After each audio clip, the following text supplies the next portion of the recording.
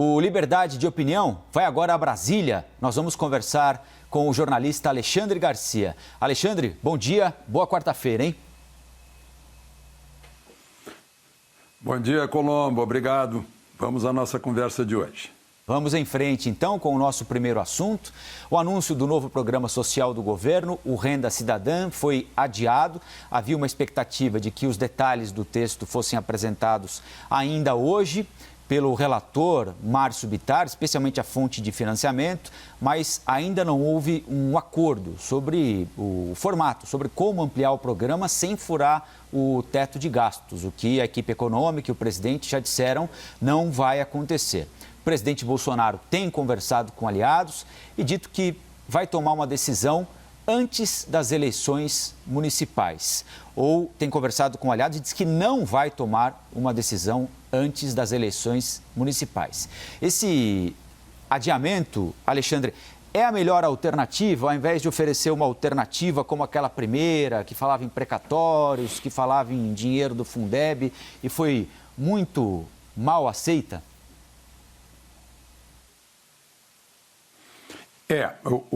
Colombo, é o seguinte, o Sidney já levantou isso, mostrando que não pode haver assodamento num exame, numa decisão como essa. E há uma iniciativa do Congresso Nacional, está com o Congresso. O presidente disse que não queria mais ouvir falar nisso, né? Então o senador Márcio Bittar, de comum acordo com o presidente, assumiu a condução desse assunto para levá-lo para a Comissão de Orçamento. Aí a questão de decisão no Congresso é a seguinte: tem a eleição pela frente. Até agora, nunca se viu o Congresso Nacional produzindo tanto, Câmara e Senado. Um levantamento feito pela Gazeta do Povo de Curitiba chegou a essa conclusão, que o mundo digital facilitou as reuniões, as votações, as discussões, os debates, né? Facilitou. Então houve muito mais discussão, mas tem muita coisa importante pela frente. Uma delas é o orçamento, que tem que trazer embutido, ou pretende trazer embutido esse programa social, né? A outra é a reforma administrativa, a outra é a decisão sobre a indicação do desembargador Cássio para o Supremo, né? Tem algumas coisas aí urgentes que têm que ser decididas. Mas agora está na reta final da eleição municipal. Não é que seja algo que dependa do resultado da eleição, é que vai depender do quórum. E agora já vai ser mais difícil ter quórum na Comissão de Orçamento, no Senado, na Câmara, porque agora está na reta final mesmo, nos últimos dias. Antes não, antes trabalharam mais. Em outros anos, essa campanha eleitoral ela vai além dos prazos estabelecidos pela Justiça Eleitoral, né? E a falta de quórum era uma constante, uma rotina, não foi nesse ano. Mas, a despeito disso, né, continua-se discutindo o assunto. Aí eu queria perguntar o seguinte, básico, será que é preciso? Vejam só, agora em setembro foi o recorde histórico na poupança da diferença entre depósitos, ou seja, poupanças, ou seja, dinheiro sobrando e retiradas. 13 bilhões e 200 milhões de reais de saldo, de diferença entre depósitos e retiradas, entre débitos e créditos, né? Diferença positiva. Neste ano, em 9 meses do ano, a poupança ganhou depósitos de 137 bilhões. Então a gente pergunta, será que é preciso? A gente fica assim com uma ideia, né? E tem o outro lado, otimista, maravilhoso, de que o brasileiro resistiu ao coronavírus e seus aliados, né? Quem quis quebrar o país para quebrar o governo, né, deve estar frustrado, deve estar se retorcendo vendo esses números aí da reação do brasileiro, da resiliência do brasileiro. Porque quem poupa está apostando no futuro e em seu próprio futuro. Aliás, sobre esses dados da poupança que você se referiu, Alexandre, eu curiosamente estava com a notícia aberta aqui também. É a primeira vez que a superação da marca de R$1 trilhão em cadernetas de poupança e o indicador, o volume de dinheiro nas cadernetas de poupança tem aumentado exatamente desde abril quando o governo começou a pagar o auxílio emergencial aos informais e aos desempregados. São recordes de captação. Parte dos benefícios é paga em contas poupança. E ainda tem gente que está conseguindo guardar alguma coisa desse auxílio emergencial na poupança. Você lembrou, Alexandre, que a discussão deve ficar para depois da eleição por falta de quórum, né? É natural, isso acontece sempre. Você em Brasília há tanto tempo acompanha isso, né?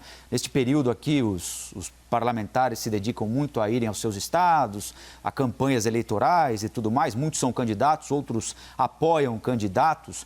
É por isso que essa discussão fica para depois da eleição. Pode haver aí também uma estratégia de manter esse eleitor que recebe auxílio emergencial, de certa forma, refém, esperando eventualmente a manutenção daquele que já está no poder para garantir o pagamento do auxílio emergencial? Alguma tática por trás disso ou não? Acho que não, porque a gente fala tanto nisso, o noticiário fala tanto nisso, e está tão claro que é na comissão de orçamento que essas coisas vão se decidir, e que falta recurso para isso, e que não pode aumentar o imposto, né? E que não pode transferir do pobre para o paupérrimo. Não creio que seja isso. Agora, voltando à poupança, né? Todo esse desempenho da poupança com um rendimento que está desse tamanhozinho, né? Está menor do que a renda lá do Chico Anísio, né? É muito pequenininho, mas é o canal em que as pessoas estão acostumadas a depositar, né? A caderneta de poupança. A gente vai continuar nesse assunto agora, Alexandre, porque tem um levantamento feito pelo IBGE e pelo portal da Transparência do Ministério da Economia que mostrou que brasileiros tiveram a renda dobrada com o pagamento desse auxílio emergencial em mais de 1.500 cidades do país. Dobrou a renda para moradores, para brasileiros de 1.500 cidades do país, especialmente nas regiões Norte e Nordeste. 70% dos domicílios foram beneficiados com esses pagamentos, segundo o IBGE. O auxílio emergencial acaba, né? Agora é emergencial, portanto acaba agora em dezembro e será substituído pelo Renda Cidadã.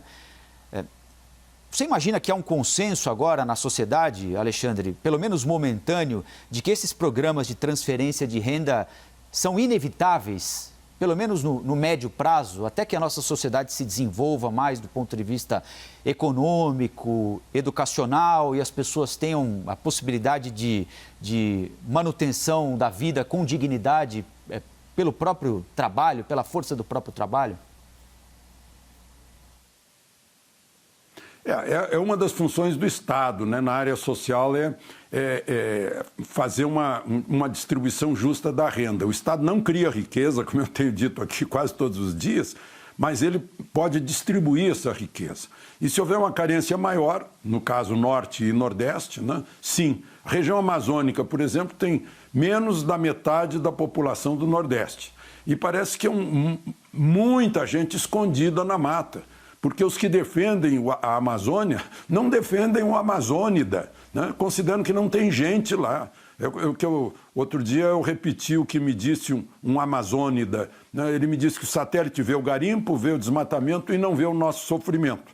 Então as pessoas estão sofrendo lá, estão sofrendo no Nordeste e é preciso fazer essa divisão da renda. É bom lembrar, né? Eu recordo, né? Os da minha geração recordam que o Centro-Oeste era um deserto, pobre, né? Com pouca gente e com renda desse tamanhozinho.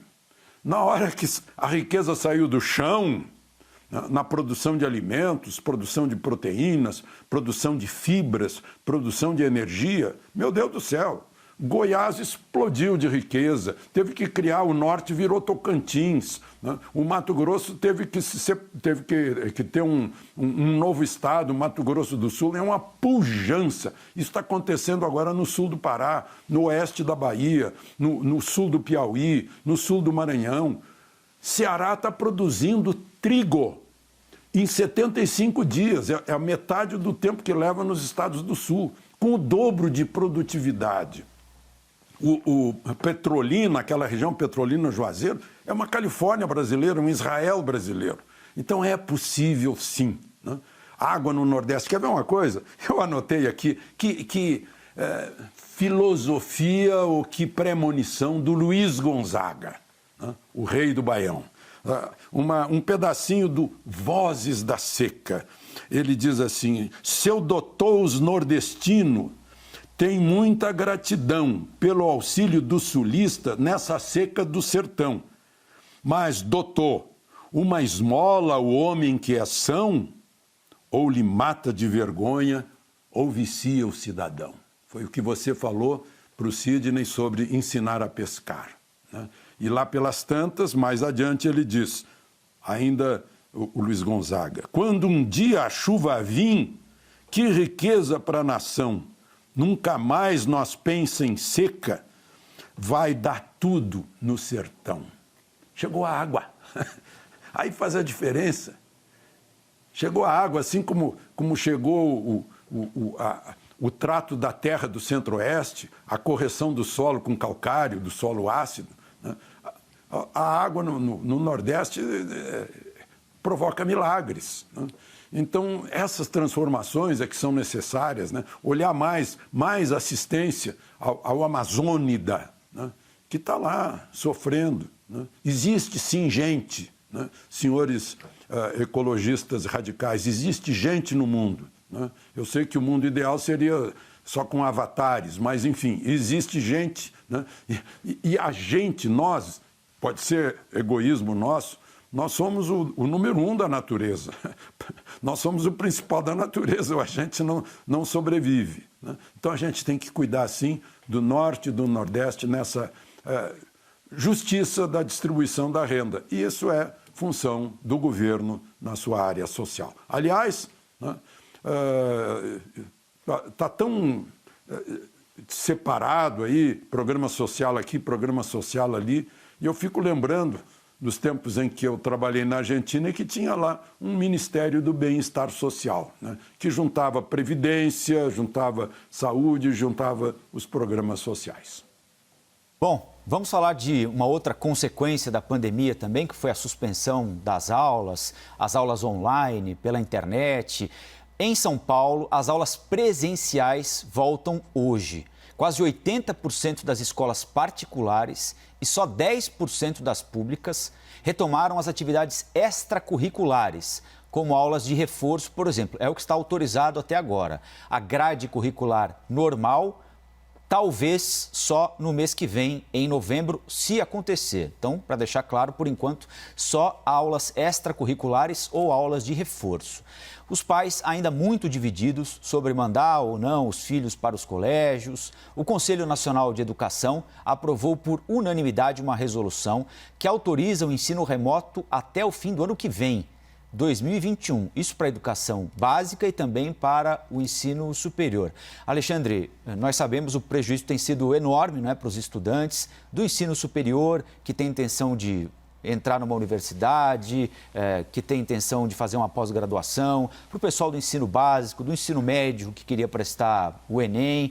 Agora há essa flexibilização que permite aula online até o ano que vem, o final de 2021. É o caminho correto? Estamos caminhando na estrada certa, no sentido correto da estrada, Alexandre? Colombo, eu ouvi há pouco você mostrando declarações ao vivo do secretário de Educação de São Paulo, falando da necessidade premente da volta às aulas.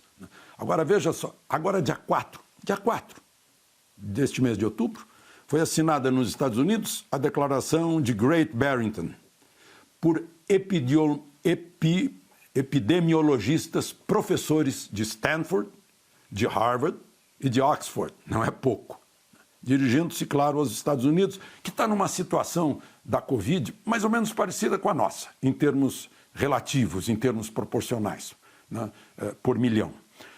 Olha só o que eles dizem, íntegra. Escolas e universidades devem abrir para ensino presencial. Atividades extracurriculares como esportes devem ser retomadas. Adultos jovens devem trabalhar normalmente, não em casa. Aqueles que não são vulneráveis, e eles consideram vulneráveis os idosos e os que têm doenças crônicas. Aqueles que não são vulneráveis devem imediatamente retomar a vida normal. Bom, está dizendo isso para os Estados Unidos. Vejam só, escolas. O Uruguai tem 3.440.000 habitantes. Teve 47 mortes da Covid. Não mandou fechar nada a não ser escola. Mas a escola no Uruguai reabriu em junho. O Uruguai sabe que a mais absoluta das prioridades de um país é a escola funcionando. Abriu em junho. 47 mortos. Né? Foi o total. Então, e é bom lembrar também, né? Eu vi aí uma bela reportagem antes de a gente começar a dar opinião sobre pais em casa tratando de filhos, né, como alunos. É bom lembrar que os pais são os primeiros professores desde bebês. Eu conheço um professor de matemática, que é o pai da Luísa. A Luísa tem 18 meses, 1 ano e meio. A Luísa identifica os países do mundo no globo terrestre. A Luísa identifica as letras do alfabeto, os números. A Luísa identifica, pasmem, a diferença de Beethoven, Vivaldi, Mozart. Ela não é um gênio, né? Mas ela pode se tornar um gênio, porque ela tem um pai professor. E o pai está estimulando os neurônios da Luísa. Né? Enfim, isso é possível. Né? Mas nem todo pai é professor, mas tem que estimular a criança desde bebê. Para quando chegar na escola, a alfabetização fica facílima, né? E já começa a usar a alfabetização para adquirir conhecimento e enfrentar a vida. Mas o que eu estou vendo, o que você me contou, Colombo, é que aula presencial, né? Aula da escola privada é 90%, reabrindo, escola pública 10%. Então, cada vez mais a distância entre o aluno formado na escola pública e o aluno da escola privada. Embora a privada tampouco esteja bem, como a gente vê aí pelos levantamentos, né? Não atinge a meta tampouco. Então, o aluno da escola pública nem sempre tem à disposição o mundo digital para acompanhar as aulas, né? Então, é a aula presencial, né? A tentativa de igualar todo mundo. Eu já contei aqui, no meu grupo escolar, nós éramos diferentes no primeiro ano e saímos todos iguais no 5º ano. O professor Mozar Neves, que é um grande entendedor de educação no Brasil, ele mostra que, bom, em primeiro lugar, o aluno pobre ficou sem a merenda escolar, que era um fator importante da sua nutrição. Então já teve problema na nutrição, né? E depois tem mais esses problemas aí. O jovem que precisou trabalhar para ajudar a família abandonou a escola, porque a família teve uma perda de renda e o jovem precisou trabalhar. Normalmente, a cada ano, 500 mil jovens abandonam o ensino. Imagine agora, isso o professor Mozart que está mostrando, né? E então, vamos fazer Enem continuado, vamos fazer PISA no ano que vem. A OCDE já abandonou o PISA. Ano que vem vai ser consequência desse ano, perdemos muito, né? E estamos perdendo o futuro com esse fechamento das escolas. Alexandre, uma ótima quarta-feira para todos nós e até amanhã, hein? Até amanhã.